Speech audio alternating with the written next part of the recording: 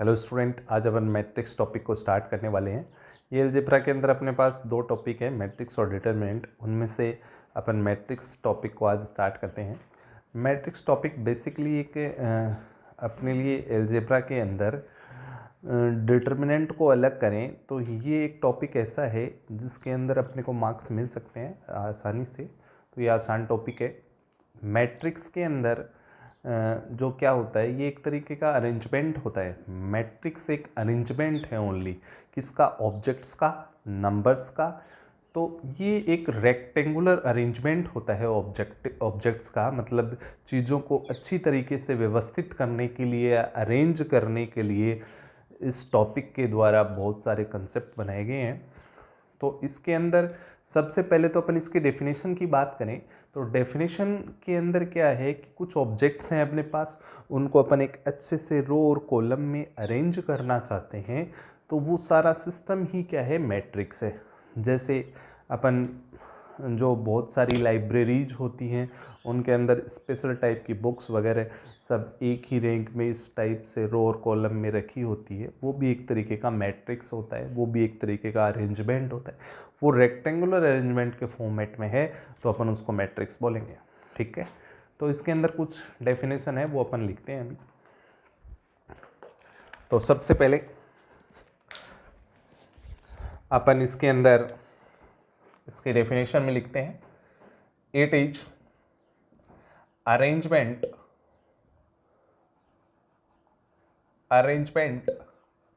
Of numbers. ये numbers का arrangement है अपने लिए ओनली, बस इसका मीनिंग और कुछ नहीं है। लेकिन ये रेक्टेंगुलर होता है तो अपन क्या बोलेंगे? It is always rectangular.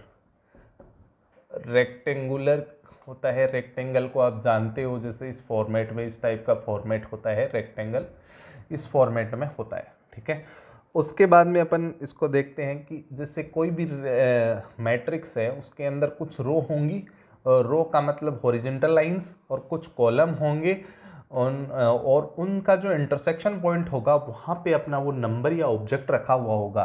तो अपन क्या बोलेंगे? It contains m row and n columns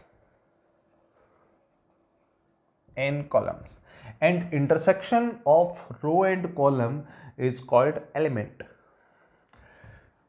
तो यहाँ पे अपने पास एक और जो है वर्ड मीनिंग अपन पढ़ते हैं, ऑर्डर। ऑर्डर का मतलब होता है number of row into number of column. ये केवल बस दिखाने के लिए, ये मल्टीप्लाई करना नहीं होता, ये इस फॉर्मेट में होता है। जैसे फॉर एग्जांपल कहीं ऐसे लिखा हुआ है 4 इंटू 2, इसका मतलब है आपके पास 4 तो रो हैं, ऐसे 4 रो हैं और 2 कॉलम है। तो मैं आपसे एक बात पूछना चाहता हूँ कि यहाँ पे नंबर ऑफ एलिमेंट कितने हैं? तो आप बोलोगे ये रहे 1 2 3 4 5 6 7 8। अगर अपन इनको मल्टीप्लाई करते हैं तो अपने पास नंबर ऑफ ऑब्जेक्ट आ जाता है। ठीक है, ये इसकी बेसिक बात है। सबसे पहला बात है कि ये ओनली है ना, नंबर्स का अरेंजमेंट होता है, रेक्टेंगुलर फॉर्मेट में होता है।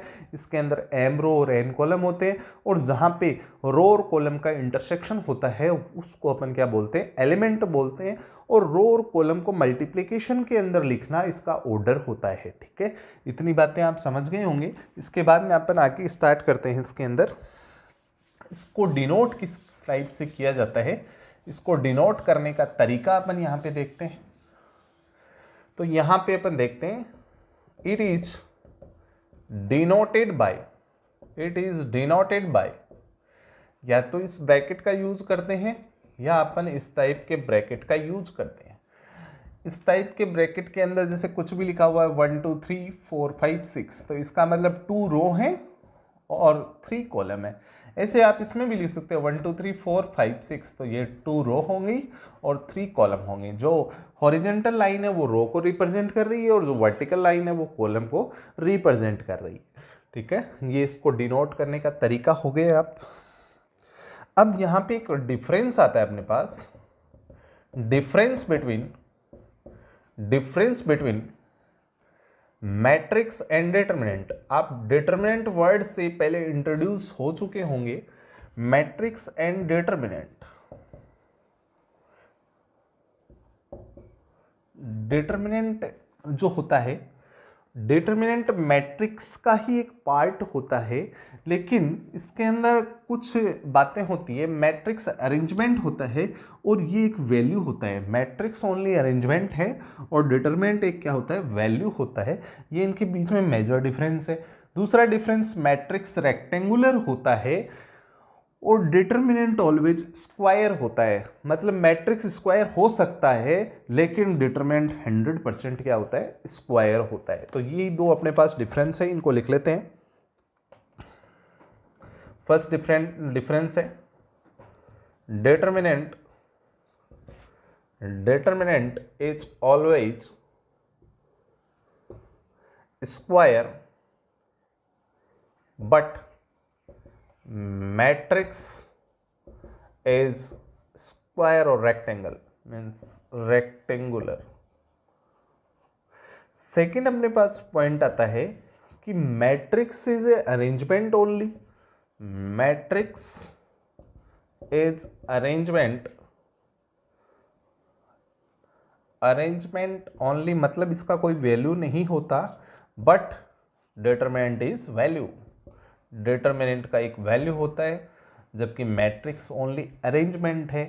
नंबर्स को एक जगह पे खड़ा करने का तरीका है, उनको बिठाने का तरीका है, बस इसके अलावा कुछ नहीं होता। जबकि डिटर्मिनेंट के साथ एक वैल्यू एसोसिएट होती है। ठीक है, उसके बाद में अपन देखते हैं मैट्रिक्स का एक डिनोट करने का एक तरीका होता है। मैथमेटिकल तरीका क्या होता है वो मैं आपको अभी बता रहा हूँ। मैट्रिक्स को मैथमेटिकली अपन जैसे मैट्रिक्स जो होता है उसको अपन कैपिटल लेटर से डिनोट करते हैं। जैसे कोई मैट्रिक्स ए है और ये रेक्टेंगुलर फॉर्मेट में होता है, इसको इस ब्रैकेट में डिनोट किया जाता है। जैसे यहाँ पे कोई नंबर है, वो खासकर नंबर ही होते हैं, लेकिन अगर अल्फ़ाबेट होते हैं तो अंदर वाले एलिमेंट स्मॉल लेटर में होते हैं, और किसी भी मैट्रिक्स को कैपिटल लेटर से डिनोट किया जाता है। कहीं भी आपके सामने कैपिटल लेटर में लिखा हुआ है, इसका मतलब जैसे ये दोनों मल्टीप्लाई में है तो ये कैपिटल में लिखा हुआ है, इसका मतलब ये एक मैट्रिक्स है। समझ गए आप लोग इस बात को? खासकर अब अपन जो इस बात को लिखना चाहते हैं वो ऐसे लिखेंगे, ए इक्वल टू ए आई जे। यहां पे ए है वो ऑब्जेक्ट को डिनोट कर रहा है, आई जो है वो नंबर ऑफ रो और जे नंबर ऑफ कॉलम को डिनोट कर रहा है। तो ये एक एलिमेंट को जो अंदर बैठने वाला है मैट्रिक्स में, उसको डिनोट करने का तरीका होता है। मैट्रिक्स ये एलिमेंट है और ये पूरा सिस्टम जो है वो मैट्रिक्स है। ठीक है, जैसे इसके अंदर इसका मतलब होता है ये रो को डिनोट करेगा आई, और जे किसको डिनोट करेगा, कॉलम को। जे कॉलम को डिनोट करेगा यहां पे। ठीक है, अब ये ए आई जे है वो एलिमेंट है। Element a i j equal to element of ith row and j column. अब इस बात का मतलब क्या है मैं आपको बता रहा हूं। जैसे कोई एग्जाम्पल के तौर पे मेरे पास कोई भी मैट्रिक्स है 1 2 3 4 5 6 7 8 9, इसके अंदर मैं चाहता हूं पता करना 8 2 3 के बारे में।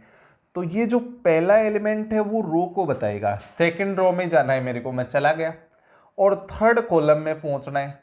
तो इंटरसेक्शन किसका हुआ, 6 का।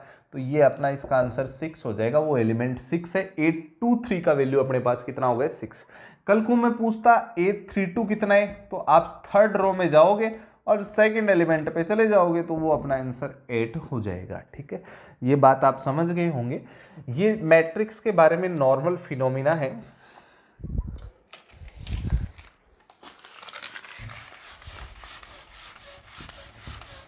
अब अपन इसको आगे देखते हैं। आगे इसके अंदर जो है मैं एक मैट्रिक्स बना रहा हूं, ए इक्वल टू, जैसे अपने पास है A11 A12 A13 A21, इसका मतलब A14। फर्स्ट रो में चल रहे हैं तो फर्स्ट रो का फर्स्ट एलिमेंट, फर्स्ट रो का सेकंड एलिमेंट, फर्स्ट रो का थर्ड, फर्स्ट रो का फोर्थ और ऐसे ऐसे चलते हुए अपन फर्स्ट रो का अपन चले गए कहाँ तक, अब फर्स्ट रो में ही चल रहे हैं अपन, तो ये फर्स्ट रो का nth एलिमेंट हो गया है, ठीक है। अब सेकंड में जाएंगे तो क्या होगा, 821, 822, 823, 824 और ये चला जाएगा 2n तक। फिर अपन A31 में जाएंगे, A32, A33, A34, A3n, ऐसे ही अपन चलते गए और लास्ट में अपन M जो है M रो में गए, M1, M2, M3, ऐसे अपन चलते जा रहे हैं इसमें, और M4 और लास्ट में चले गए Mn तक, Mn तक अपन चले गए। अब जो है देखो इसके अंदर एक खास बात है, अब यहाँ पे जो है ये जो आपको दिखाई दे रहा है इसमें डायगोनल, ये अपने पास क्या हो गया, डायगोनल। इसके अंदर एक खास बात है, इसके अंदर खास बात क्या है कि ये जो डायगोनल होता है इसको अपन प्रिंसिपल डायगोनल बोलते हैं। क्या बोलते हैं अपन इसको, प्रिंसिपल डायगोनल बोलते हैं। अगर इसका ऑर्डर कितना है, m क्रॉस n का, तो ये अपना क्या होता है, प्रिंसिपल डायगोनल होता है, ठीक है। इसके इस प्रिंसिपल डायगोनल इस मैट्रिक्स को 2 पार्ट में डिवाइड कर देता है। इसके ऊपर वाले जो एलिमेंट है उनकी प्रॉपर्टी और नीचे वाले एलिमेंट की प्रॉपर्टी में कुछ अंतर आ जाता है। ऊपर जितने भी एलिमेंट है इस प्रिंसिपल डायगोनल के ऊपर जितने भी एलिमेंट हैं उनके अंदर एक खास बात है कि उनका जो i है वो j से ग्रेटर है। तो i कौन होता है आप बोलोगे, तो aij में पहला i होता है। इसका मतलब सॉरी, इसमें जो है i जो है j से लेस देन है, मतलब j सब में बड़ा है। आप किसी को भी उठा लो, सेकंड वाला नंबर सब में बड़ा आएगा। लेकिन नीचे वालों में खास बात क्या है, जो इस डायगोनल के नीचे एलिमेंट जो बच गए उसमें खास बात होगी, इसमें फर्स्ट वाला एलिमेंट बड़ा है। इसका मतलब इन नीचे वालों में i ग्रेटर देन j है। i ग्रेटर देन क्या हो गया, j हो गया। ये इस डायगोनल से रिलेटेड बात अपन ने कर ली है। अब जो है आगे अपन इसी को अगर अपन स्क्वायर मैट्रिक्स बनाना चाहें, अगर ये स्क्वायर मैट्रिक्स बनता, स्क्वायर मैट्रिक्स का मतलब जितनी रो होती उतने ही कॉलम होते, मतलब ये m और n यहाँ पे सेम हो जाते, मतलब m इक्वल टू n हो जाता। उस कंडीशन में ऑर्डर भी सेम होता है, जैसे 2 क्रॉस 2 का, 3 क्रॉस 3 का, 4 क्रॉस 4 का। इसका मतलब है 2 रो 2 कॉलम, 3 रो 3 कॉलम, 4 रो 4 कॉलम, ठीक है। अब ये अपनी बात हो गई है। अब अपन इसी टाइप से किसी भी मैट्रिक्स को कंस्ट्रक्ट कर सकते हैं। अपन आगे देखते हैं, जैसे इसके अंदर अभी तक जो बातें अपन ने देखी उसके अंदर कुछ बातों पे अपन और डिस्कस करते हैं। जैसे अपने पास मैं आपको बोल दूं, आपको 6 एलिमेंट दिए, 6 एलिमेंट मैंने आपको दे दिए और आपको मैट्रिक्स बनाना है, तो उसके पॉसिबल ऑर्डर क्या होंगे, संभावित ऑर्डर क्या होंगे। तो आप बोलोगे 6 एलिमेंट को एक ही रो में डाल दिया जाए, तो 1 इंटू 6 या 6 इंटू 1 हो सकता है या 2 इंटू 3 हो सकता है। इनका मल्टीप्लाई याद रखना 6 आना जरूरी है।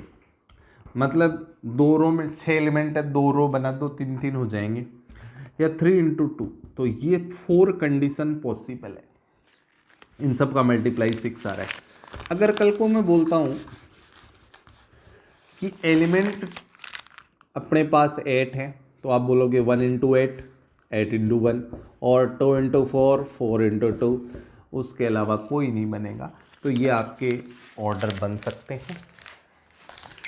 अब जैसे कई बार अपने सामने जैसे कोई एग्जाम्पल के तौर पे अपन एक मैट्रिक्स ले रहे हैं, जैसे ये है x y 2 z, और ये मैट्रिक्स इसके इक्वल हैं 2 3 2 5 के। तो ये अगर दोनों मैट्रिक्स इक्वल हैं तो यहाँ पे एक इक्वलिटी भी अपन पढ़ने वाले हैं मैट्रिक्स की।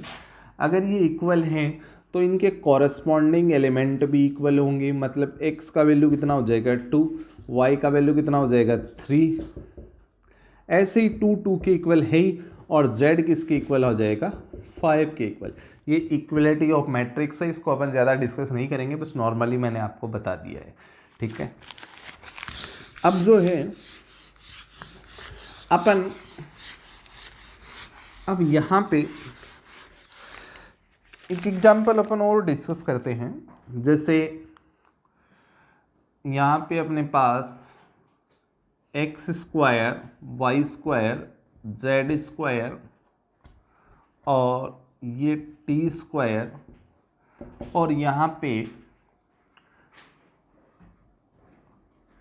Iota square iota square iota square, और ये अभी अपने पास आयोटा स्क्वायर है। तो यहाँ पे एक्स वाई जेड क्या है, रियल नंबर है, x y z are real है, रियल नंबर है। तो अपने को एक्स वाई जेड का वैल्यू ही फाइंड करना है। अगर मैं कॉरस्पॉन्डिंग एलिमेंट को कंपेयर करूँ तो यहाँ पे मेरे सामने x square equal to iota square हो गया, और वाई स्क्वायर इक्वल टू भी आयोटा स्क्वायर हो गया, और जेड स्क्वायर भी आयोटा स्क्वायर के इक्वल, और टी स्क्वायर भी आयोटा स्क्वायर के इक्वल हो गया। एक्स स्क्वायर इक्वल टू कितना आ गया, नेगेटिव। कोई भी रियल नंबर का स्क्वायर होता है वो हमेशा क्या होता है, पॉजिटिव। पॉजिटिव कभी भी नेगेटिव के सामने बैठ ही नहीं सकता, इसका मतलब ऐसा अरेंजमेंट पॉसिबल नहीं है। तो ये यहाँ पे अपने पास क्या हो जाएगा, नो सॉल्यूशन हो जाएगा, ठीक है। अब देखते हैं और चीज़ों को अपन डिस्कस करते हैं।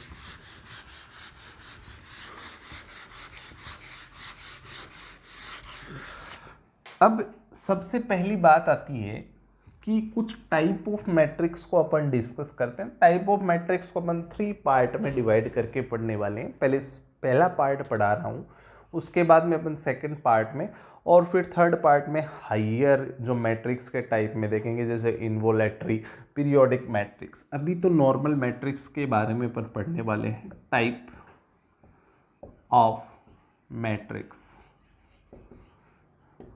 इसके अंदर पहला टाइप है रो मैट्रिक्स। अब रो मैट्रिक्स का मतलब होता है कि जो एलिमेंट बैठेंगे, जो भी बैठेंगी, वो सब किस में बैठेंगी, एक ही रो में बैठेंगी। एक रो में बैठने का मतलब इसका ऑर्डर क्या होगा, 1 इंटू कॉलम कितने भी हो सकते हैं, तो 1 इंटू एन, तो इसको अपन 1 इंटू एन के फॉर्मेट में बोलेंगे। तो ये रो मैट्रिक्स होता है, इसके अंदर एक ही रो होता है लेकिन कॉलम कितने भी हो सकते हैं। उसके बाद में अपने पास होता है column matrix. Column matrix, column matrix में खास बात क्या होती है कि कॉलम मैट्रिक्स जो होता है उसके अंदर एक कॉलम होता है, जैसे कोई भी एलिमेंट हो सकता है, ये एक ही कॉलम होता है। तो अपन जब भी ऑर्डर लिखते हैं तो ऑर्डर के अंदर पहले रो को लिखा जाता है, पहले रो और फिर कॉलम। तो इसमें रो तो बहुत सारी हो सकती हैं, इसका मतलब m रो होंगी, इसको हमेशा m इंटू एन में लिखते हैं तो ध्यान रखना, m रो हो सकती है, लेकिन कॉलम हमेशा क्या होगा, 1। तो याद रखना है अपने को, कॉलम मैट्रिक्स का ऑर्डर हमेशा m क्रॉस 1 होगा, और रो मैट्रिक्स का ऑर्डर अपने पास क्या होगा, 1 क्रॉस n का होगा। ये बात आपको हमेशा ध्यान में रखनी है। अब अपन कुछ आगे इसके अंदर बढ़ते हैं। रो और कॉलम मैट्रिक्स को आप समझ गए होंगे। उसके बाद में अपन देखते हैं जीरो मैट्रिक्स।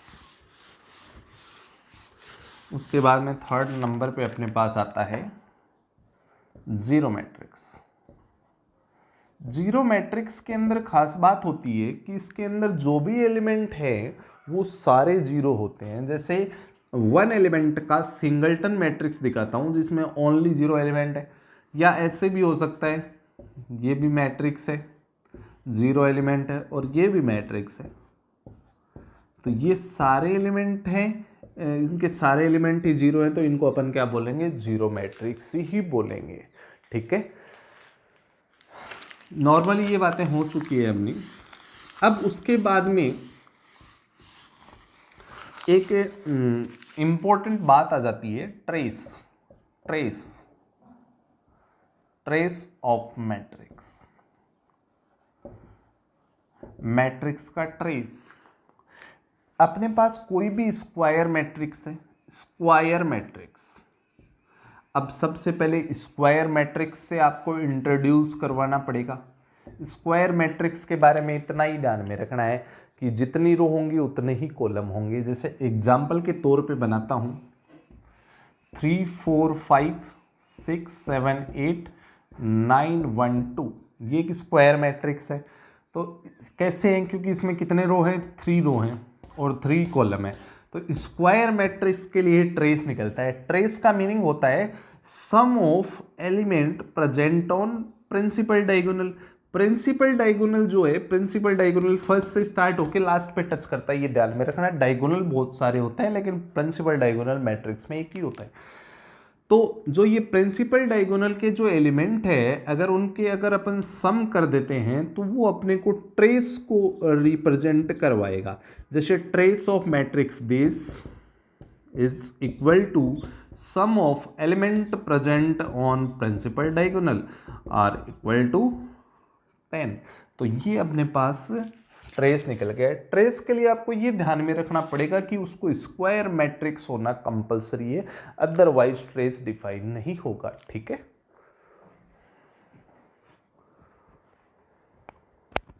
अभी ट्रेस के बाद में अपन आगे बढ़ते हैं प्रॉपर्टीज ऑफ ट्रेस। तो आप लिखेंगे प्रॉपर्टीज ऑफ ट्रेस। इसके बाद में अपन प्रॉपर्टीज ऑफ ट्रेस के बारे में देखते हैं। Properties of trace. Properties of trace के अंदर सबसे पहले ये बात ध्यान में रखनी है कि trace of A plus trace of B equal to trace of A plus B. मतलब कोई दो मैट्रिक्स अगर वो प्लस में है तो उनका एक साथ ट्रेस निकालो या उनका अलग अलग ट्रेस निकालो, दोनों सेम ही आते हैं अपने पास। First property. उसके बाद में सेकंड प्रॉपर्टी अपने पास है ट्रेस ऑफ के ए। अगर कोई के उस मैट्रिक्स से मल्टीप्लाई हो रहा है तो वो के बाहर आ जाएगा, और ट्रेस ऑफ ए बी उसको अपन लिख सकते हैं। उसको अपन क्या लिख सकते हैं, ट्रेस ऑफ ए लिख सकते हैं। उसके बाद में अपने पास थर्ड प्रॉपर्टी है ट्रेस ऑफ कोई भी बी ए, कोई मैट्रिक्स है उनका मल्टीप्लाई है, अगर उनको आप ट्रेस ऑफ ए बी भी करें तो अपने पास ट्रेस सेम आता है। मतलब बी ए का या ए बी का ट्रेस क्या होता है, सेम होता है, बट जो मैट्रिक्स का मल्टीप्लिकेशन होता है वो कम्यूटेटिव नहीं होता है, इसलिए ये ट्रेस क्या है अपने सामने वो नहीं होता।